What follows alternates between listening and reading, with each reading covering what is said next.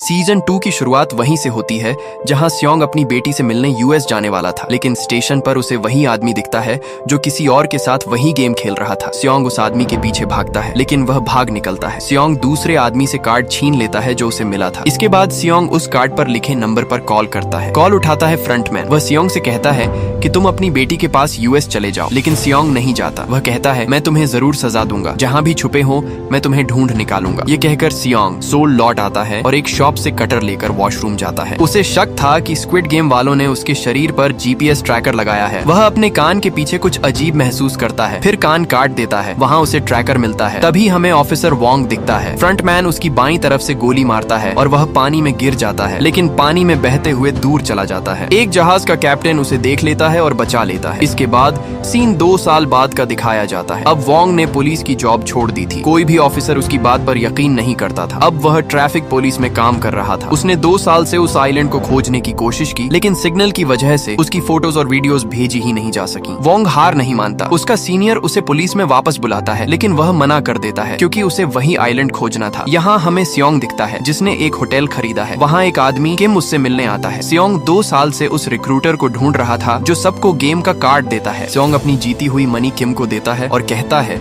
कि हर स्टेशन पर रिक्रूटर को खोजो। किम बाहर जाकर अपने आदमियों से कहता है कि रिक्रूटर को ढूंढो और लोगों को भी इस काम में लगाओ। इसी दौरान वोंग उस कैप्टन के साथ आइलैंड खोज रहा था जिसने उसे बचाया था, लेकिन अभी तक आइलैंड नहीं मिला। इधर किम और उसका साथी वूसक अपने आदमियों को रिक्रूटर के बिहेवियर के बारे में बताते हैं। किम उन्हें ग्रुप्स में बांट देता है और कहता है कि हर स्टेशन पर जाओ और रिक्रूटर की फोटोज बेचो। सब स्टेशंस पर जाकर रिक्रूटर को खोजने लगते हैं और सियोंग को अपडेट्स देते रहते हैं, लेकिन कई दिनों बाद भी रिक्रूटर नहीं मिलता। वोंग भी लगातार आइलैंड ढूंढता है, लेकिन उसे भी कुछ नहीं मिलता। वह खोज छोड़ने का फैसला करता है। एक दिन स्टेशन पर बैठे किम और वूसक रिक्रूटर को किसी और के साथ गेम खेलते देखते हैं। किम तुरंत सियोंग को फोन करता है और बताता है कि रिक्रूटर मिल गया है। किम और वूसक उसका पीछा करने लगते हैं। सियोंग भी रिक्रूटर को पकड़ने के लिए निकलता है। रास्ते में उसकी ओवर स्पीडिंग की वजह से पुलिस उसे रोक लेती है। इधर वोंग का साथी सियोंग को चेक करता है, लेकिन कोई गलत चीज नहीं मिलती। बस उसकी कार में कई मोबाइल्स और टैबलेट्स पड़े थे। वोंग कंट्रोल रूम जाकर डिटेल्स चेक करता है और पता चलता है कि ये वही सियोंग है। वोंग को याद आता है कि सियोंग पहले भी उसके भाई इनहू के बारे में पूछ चुका था। इस बीच किम और वूसक रिक्रूटर का पीछा करते हुए एक गली तक पहुंचते हैं। रिक्रूटर उन्हें पकड़कर मारता है। कुछ देर बाद सियोंग भी उनकी लोकेशन ट्रैक करके पहुंचता है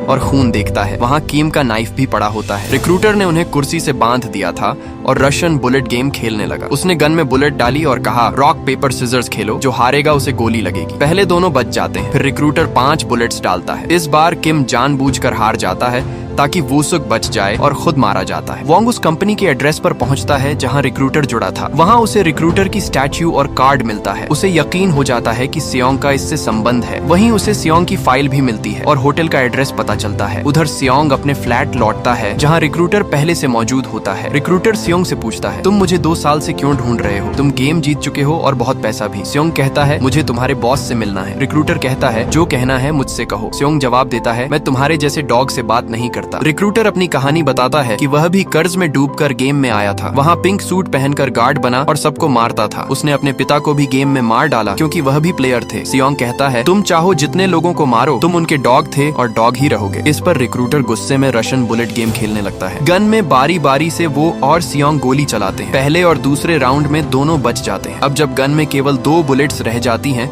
तो रिक्रूटर कहता है अगर बॉस से मिलना है तो एड्रेस मेरी पॉकेट में है, चाहो तो मुझे मार कर ले लो। इस बार रिक्रूटर बच जाता है और एक बुलेट रह जाती है। रिक्रूटर की मौत तय हो जाती है। सियोंग कहता है याद रखो तुम वही करते हो जो तुम्हारा बॉस कहता है, तुम बस उनका डॉग हो। ये कहकर रिक्रूटर खुद को गोली मार लेता है। उसकी पॉकेट से सियोंग को एक कार्ड मिलता है। तभी वोंग वहाँ आता है और सियोंग को गन के साथ देखकर क्रिमिनल समझता है। वूसुक पीछे से आकर वोंग को बेहोश कर देता है। सियोंग कार्ड देखता है जिसमें एक क्लब का एड्रेस लिखा था। वोंग सियोंग से कहता है मुझे इस गेम के बारे में सब पता है और मैं तुम्हें पहले से जानता हूँ। वह बताता है कि एक बार पिंक सूट वाला गार्ड उसी से इनहू के बारे में पूछ रहा था। वह गार्ड वही था और इनहू उसका भाई था। सियोंग को याद आता है कि एक गार्ड ने उससे इनहू के बारे में पूछा था। सियोंग कहता है मैंने रिक्रूटर को नहीं मारा, वह खुद अपनी गेम का शिकार बना। मुझे बस उसके बॉस को ढूंढना है ताकि ये गेम हमेशा के लिए खत्म हो। सियोंग पूछता है क्या तुमने बॉस को देखा? वोंग झूठ बोलता है कि वह ब्लैक मास्क पहने था और सब उसे फ्रंटमैन कहते थे। वोंग कहता है कि वह भी सियोंग की मदद करेगा क्योंकि क्योंकि उसे अपने भाई इनहू को वापस लाना है। इसके बाद सीन बदलता है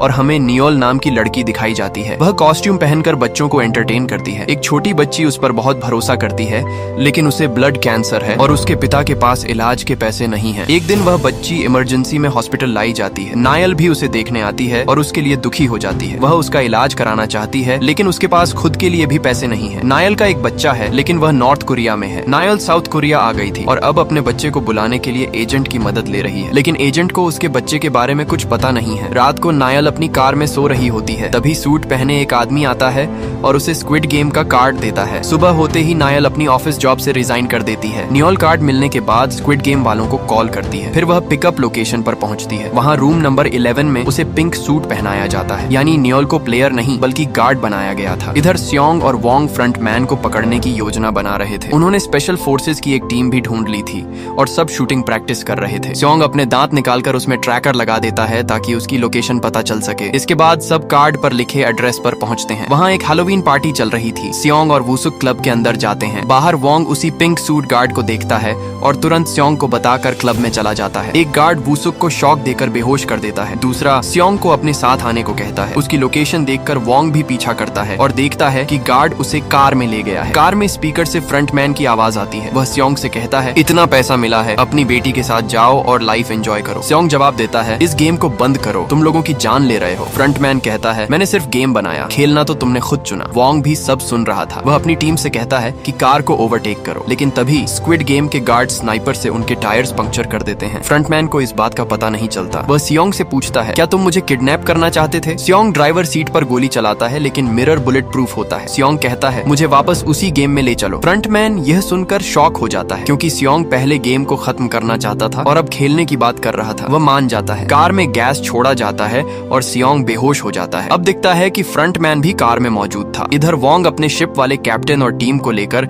स्योंग की लोकेशन ट्रैक करता है। स्योंग की आंखें खुलती हैं और वह खुद को फिर उसी गेम की जगह पर पाता है। इस बार भी उसका नंबर 456 होता है। गार्ड्स आकर रूल्स बताते हैं। कहा जाता है कि 6 दिन में 6 गेम्स होंगे। हर गेम के बाद प्राइज मनी बढ़ेगा। कुल प्राइज मनी है 4.6 बिलियन वन। अब एक नया रूल जोड़ा गया था। हर गेम के बाद प्लेयर्स वोट करेंगे कि गेम जारी रखना है या नहीं। अगर मेजॉरिटी चाहती है तो गेम खत्म कर दिया जाएगा और जीता हुआ पैसा बांट दिया जाएगा। ये सुनकर स्योंग शॉक हो जाता है, क्योंकि ये रूल्स उसकी वजह से लाए गए थे। सब प्लेयर्स एग्रीमेंट साइन करते हैं और उनकी फोटोज ली जाती हैं। वहाँ एक मशहूर कोरियन रैपर थेनोस भी आता है। कुछ प्लेयर्स एक्साइटेड होकर उससे सेल्फी मांगते हैं। वह वादा करता है कि बाहर जाकर सबके साथ सेल्फी लेगा। स्योंग को अपना एक दोस्त भी दिखता है। 3 साल बाद मिले दोस्त को देखकर स्योंग परेशान हो जाता है और कहता है, तुम गलत जगह आ गए हो, हमेशा मेरे पीछे रहना। अब पहला गेम शुरू होता है। स्योंग देखता है कि यह वही पुराना गेम है। इधर वोंग और उसकी टीम ट्रैकर से आइलैंड तक पहुंचते हैं, लेकिन वहाँ कोई फैसिलिटी नहीं दिखती। उन्हें ट्रैकर एक मछुआरे के जाल में मिलता है, यानी स्क्विड गेम वालों को पहले से पता था। स्योंग भी हैरान होता है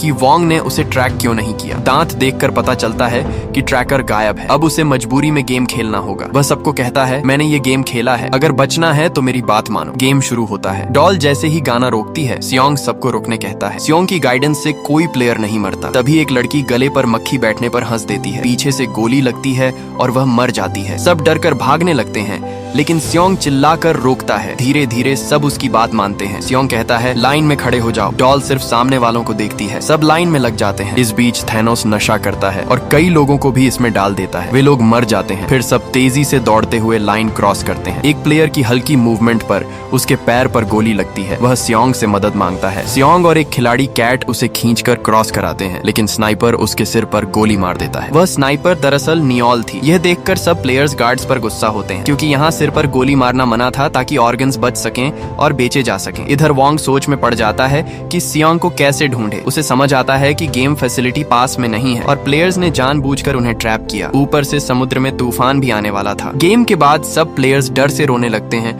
और गार्ड्स से जाने की गुजारिश करते हैं। गार्ड्स उन्हें रिजल्ट दिखाते हैं। 456 में से 365 प्लेयर्स बचे थे। प्राइज मनी 9.1 बिलियन वन दिखाया जाता है। कहा जाता है कि अब वोट होगा। अगर मेजॉरिटी गेम छोड़ना चाहती है तो पैसा बांट दिया जाएगा। हर खिलाड़ी को 24 मिलियन वन मिलेगा, लेकिन यह रकम बहुत कम थी और किसी का कर्ज नहीं उतर सकता था। इसलिए ज्यादातर प्लेयर्स गेम जारी रखने का फैसला करते हैं। वोटिंग शुरू होती है। वोट्स लगभग बराबर आ जाते हैं। अब सिर्फ नंबर 1 का वोट बचा था। प्लेयर नंबर 1 भी गेम खेलने के पक्ष में वोट देता है और वह कोई और और नहीं बल्कि वोंग का बड़ा भाई इनहू निकलता है। इनहू को डेड बॉडीज जलाने ले जाया जाता है। वहाँ कुछ कॉफिन्स पर क्रॉस मार्क बना होता है, मतलब उनके ऑर्गन्स निकाले गए थे। सियोंग अब और परेशान हो जाता है क्योंकि वह जानता था कि सब प्लेयर्स मारे जाएंगे। तभी इनहू कुछ प्लेयर्स को लेकर सियोंग के पास आता है और कहता है, अगर तुम पहले खेल चुके हो तो हमें जीतने में मदद करो। वह कहता है, मैंने भी तुम्हारी वजह से फिर से खेलने का फैसला किया है। अगर तुम हमें गाइड करोगे तो हम जीत कर पैसा लेकर निकलेंगे। इनहू पूछता है कि अगला गेम कौन सा होगा। सियोंग कहता है, पिछली बार दूसरा गेम दलगोना था जिसमें शेप निकालनी पड़ती थी। 4 शेप होती हैं जिनमें अम्ब्रेला सबसे मुश्किल है। इनहू कहता है, जिसने अम्ब्रेला चुना वही सबसे बड़ा बेवकूफ है। सियोंग को याद आता है कि पिछली बार उसने अम्ब्रेला चुना था। बाकी प्लेयर्स चले जाते हैं तो इनहू उससे पूछता है, तुम फिर यहाँ क्यों आए हो? तुम्हें तो बहुत पैसा मिल चुका है। सियोंग कहता है, वो पैसा मेरा नहीं, मरने वालों का खून है और अब जो जीतेंगे वो भी उन्हीं का होगा। अगर तुमने गेम रोका होता तो सबकी जान बच जाती। इनहू जवाब देता है, बहुत से लोग हैं जिन्हें ये पैसा चाहिए ताकि अपने कर्ज उतार सके। तभी सियोंग का दोस्त कहता है, पुरानी बातें छोड़ो, अब हमें अगला गेम जीतने का प्लान बनाना है। इधर एक यूट्यूबर जैक था जो डिजिटल करेंसी से जुड़ा था। बहुत लोगों ने इन्वेस्ट किया था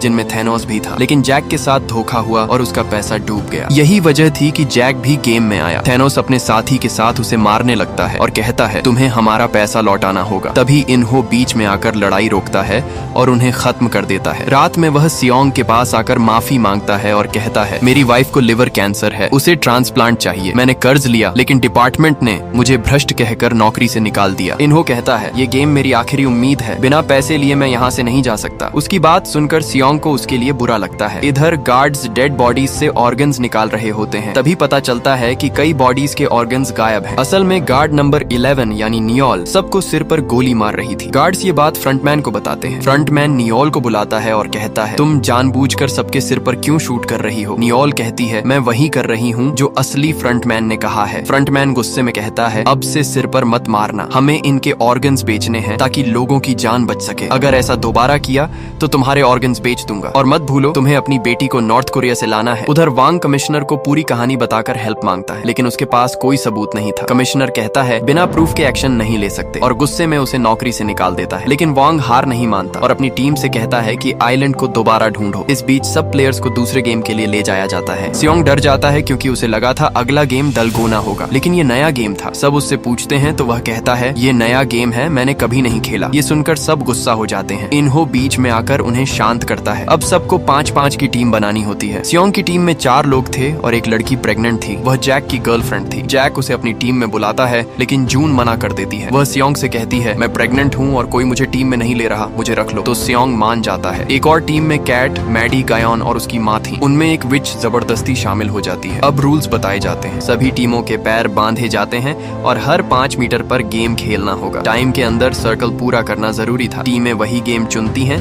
जिनमें उनके एक्सपर्ट्स हों। पहली 2 टीम शुरू करती हैं। एक टीम आसानी से डाकजी खेल लेती है लेकिन स्टोन बचा नहीं पाती। दूसरी टीम किसी तरह तीसरा गेम भी पार करती है लेकिन आखिर में टाइम खत्म हो जाता है और सब मारे जाते हैं। अब कैट की टीम आती है। मैडी कार्ड नहीं पलट पाती। कैट कहती है, उल्टा पलट कर मारो और मैडी गेम जीत लेती है। फिर स्टोन वाला गेम आता है। गायन आसानी से कर लेता है। अगला गेम डाइस पकड़ने का था। गायन की माँ फेल हो जाती है। तब गायन कहती है, माँ याद करो जिस वजह से डैड हमें छोड़ कर गया। गुस्से में उसकी माँ डाइस पकड़ लेती है। अब विच की बारी थी। वह घबराकर बार बार फेल होती है और रोने लगती है। कैट उसे जोर से थप्पड़ मारकर कहती है, हार मत मानो वरना मैं तुम्हें खुद मार दूंगी। विच होश में आकर डाइस पलट देती है। अब आखिरी राउंड था जिसमें पॉम पॉम 5 बार फेंकना था। कैट सबका चेहरा दूसरी तरफ कराकर खुद 5 बार आसानी से फेंक देती है और टीम जीत जाती है। बाकी टीम हार कर गोली से मारी जाती है। फिर सियोंग की टीम की बारी आती है। वे एक एक करके सब गेम्स पास कर लेते हैं। अब डाइस टर्न करना था। इनहू जानबूझकर बार बार गलत करता है और ड्रामा करता है जैसे गलती से हो रहा हो। सियोंग कहता है, याद करो बचपन में कैसे खेलते थे। इस बार इनहू बाएं हाथ से डाइस पलट देता है क्योंकि वह लेफ्ट हैंडेड था। अब सियोंग को पॉम पॉम फेंकना था। वह 4 बार सही फेंकता है और 5वीं बार इनहू उसे गिरने से बचाता है। इस तरह वे जीत जाते हैं और दूसरी टीम मारी जाती है। हॉल में लौटने के बाद गार्ड्स बताते हैं कि दूसरे गेम में 110 प्लेयर्स मारे गए और अब 255 बचे हैं। प्राइज मनी 20.1 बिलियन वन हो चुका है, यानी हर प्लेयर को 78 मिलियन वन मिल सकते हैं। फिर वोटिंग होती है। सियोंग अपनी टीम से कहता है, गेम बंद करने को वोट वोट दो, मैं बाहर जाकर तुम्हें जरूरी पैसा दूंगा। इस बार इनहो पहला वोट देकर गेम रोकने के पक्ष में खड़ा हो जाता है। बाकी भी वोट देते हैं। कैट फिर गेम जारी रखने का वोट देती है। सियोंग और इनहो उन्हें समझाते हैं कि इतनों को मरते देख भी खेलना चाहते हो, लेकिन कई प्लेयर्स कहते हैं कि उन्हें अभी और पैसा चाहिए। वोटिंग फिर से शुरू होती है और आखिरी वोट सायन का होता है। वो गेम रोकने का वोट देता है, लेकिन इसका कोई फायदा नहीं हुआ क्योंकि ज्यादा वोट्स खेलने वालों के थे। सायन का दोस्त भी खेलने का वोट देता है। ये देखकर सायन बहुत दुखी होता है। उसका दोस्त माफी मांगकर कहता है कि मैंने बहुत लोन्स लिए हैं, अगर पैसे वापस न दिए तो वो मेरी वाइफ और बच्चों को मार देंगे। वो आगे कहता है कि मैं अगले गेम के बाद वोट दूंगा गेम रोकने का। इधर थेनोस जैक को वॉशरूम में रोकता है और कहता है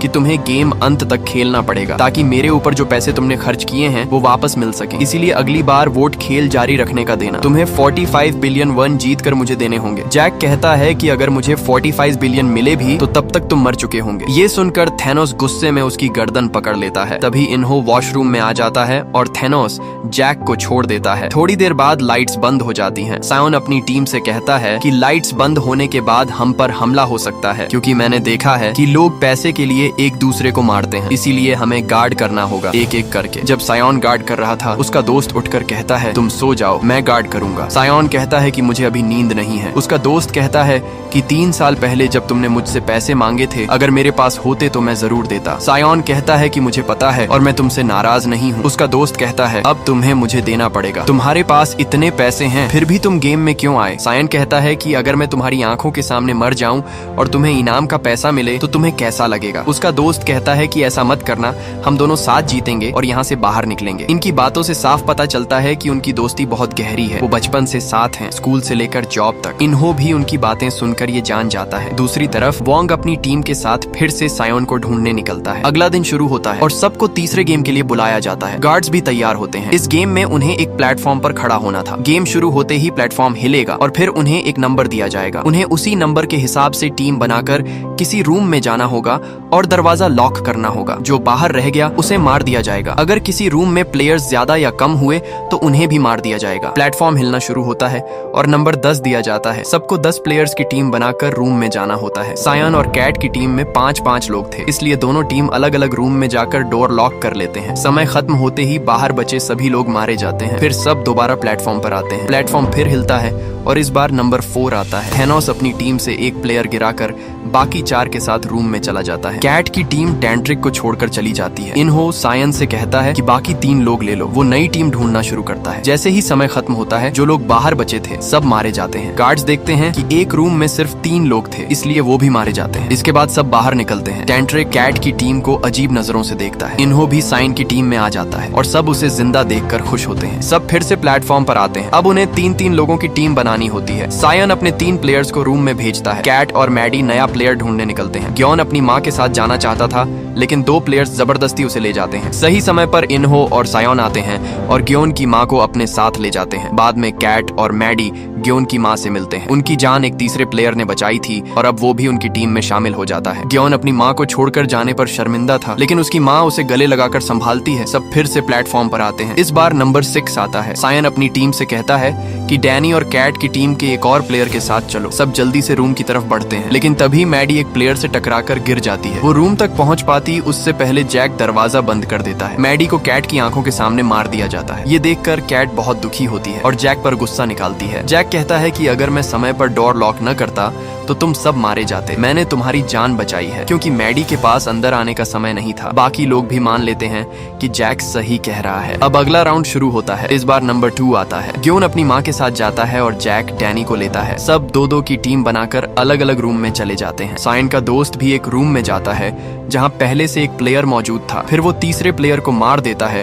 अपनी जान बचाने के लिए। ये देखकर सायन का दोस्त डर जाता है और समझ जाता है कि वो बहुत खतरनाक इंसान है। गेम खत्म होने के बाद सब नॉर्मल हो जाते हैं। इधर वांग ड्रोन की मदद से आइलैंड खोज रहा था। उसे एक छोटे गेट वाला आइलैंड दिखता है। वो सोचता है कि गेट के नीचे कोई फैसिलिटी होगी। वो अपनी टीम को लेकर वहाँ पहुँचता है। जैसे ही वो गेट खोलते हैं, धमाका हो जाता है।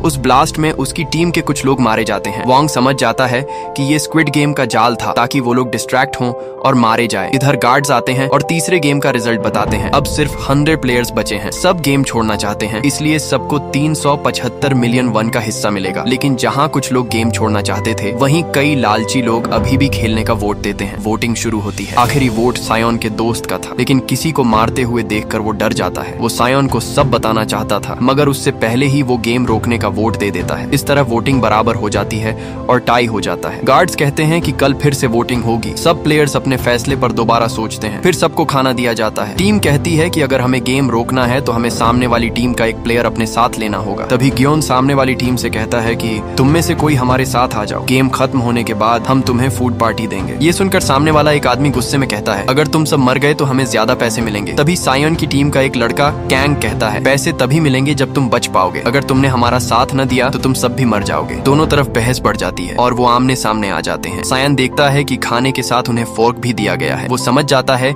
कि इन्हें आपस में लड़वाने के लिए ही दिया गया है। इधर वॉशरूम में थेनोस एक लड़के को डरा रहा था क्योंकि उसने गेम रोकने का वोट दिया था। तभी जैक आता है और कहता है कि तुम किसी को ऐसे डरा नहीं सकते। बाकी एक्स लोग भी थेनोस पर गुस्सा हो जाते हैं और झगड़ा बढ़ जाता है। थेनोस जैक को बहुत मारता है और उसका गला दबाने ही वाला था। तभी जैक अपनी जान बचाने के लिए थेनोस को फोर्क से मार देता है। फोर्क उसकी गर्दन में घुस जाता है और थेनोस खून बहाकर वहीं मर जाता है। बाकी लोग भी आपस में लड़ने लगते हैं। गार्ड्स बाहर से सब देख रहे होते हैं क्योंकि वो यही चाहते थे। हॉल में सब देखते हैं कि 5 प्लेयर्स खत्म हो चुके हैं और रिवॉर्ड मनी बढ़ गई है। फिर वॉशरूम से लौटे प्लेयर्स सबको बताते हैं कि वहाँ कैसे फाइट हुई। दूसरी तरफ बोट पर एक आदमी उल्टी कर रहा था, इसलिए बाहर जाता है। उसे एक आवाज सुनाई देती है। वो जाता है और देखता है कि बोट का कैप्टन वहाँ वोंग के सिस्टम के साथ गड़बड़ कर रहा था। इसका मतलब ये था कि वो आदमी भी गेम में शामिल था। इसीलिए वांग पिछले 2 साल से आइलैंड नहीं ढूंढ पाया था। जब कैप्टन देखता है कि वांग के साथियों को सच पता चल गया है तो वो उसे पानी में फेंक देता है। आवाज सुनकर वू साक बाहर आता है और कैप्टन से पूछता है, तुम यहाँ इस समय क्या कर रहे हो? कैप्टन कहता है, बारिश हो रही है इसलिए मैं सामान चेक करने बाहर आया हूँ। यहाँ हमें पता चलता है कि असल में कैप्टन को इसलिए भेजा गया था ताकि वो वांग को पानी से बचा सके, लेकिन उसने उससे दूर ही रहने को कहा था। इधर सब लोग गेम में अपने साथियों की गिनती कर रहे थे कि लड़ाई में कितने लोग मरे। पता चलता है कि स्योंग की टीम के 2 लोग मारे गए थे, जबकि दूसरी टीम अब वोटिंग में जीत जाएगी। फिर अनाउंस होता है कि 30 मिनट में लाइट्स बंद होंगी। स्योंग समझ जाता है कि लाइट्स बंद होते ही सब एक दूसरे को मारना शुरू कर देंगे। दूसरी तरफ हम देखते हैं कि गार्ड्स लाशों के ऑर्गन्स पानी की तरफ ले जा रहे थे। फ्रंटमैन भी गार्ड्स को तैयार करता है